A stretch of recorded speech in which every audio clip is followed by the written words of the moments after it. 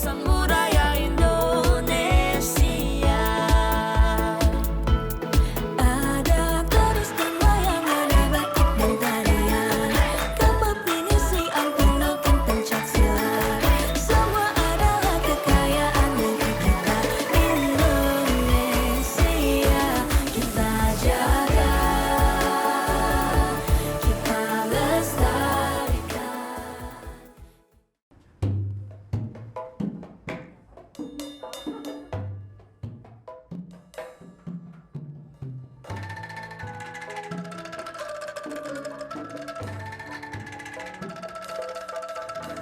Wah, lagi pada kumpul, lagi baca. Baca apa ini?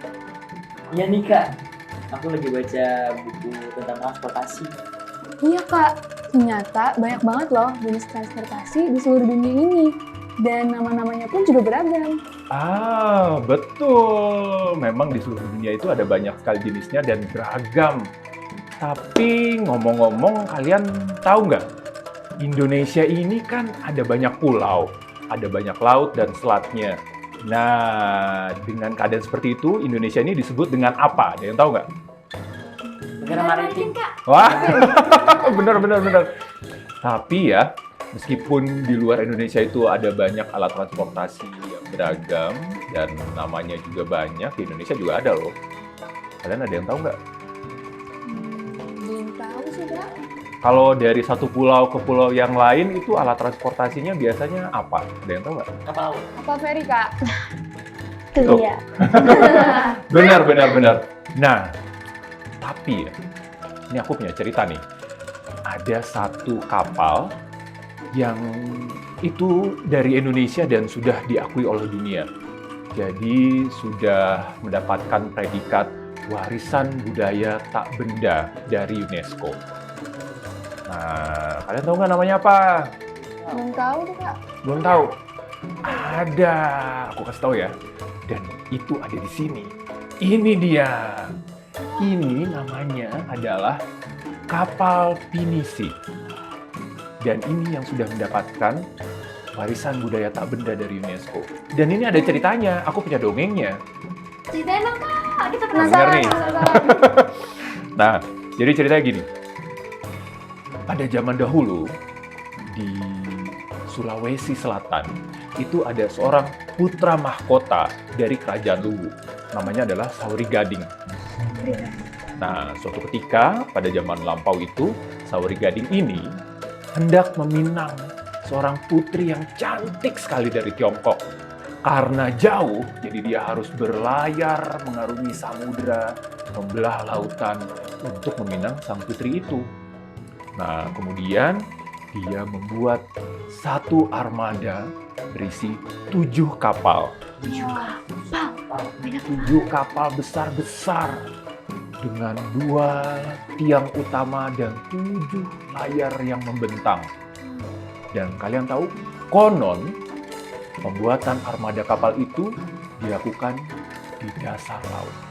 Bisa salah. Nah, tapi suatu ketika mereka sedang dalam perjalanan menuju ke Tiongkok itu, ada satu kapal yang terkena badai yang kuat, kemudian terhempas dan terbawa ke satu daerah.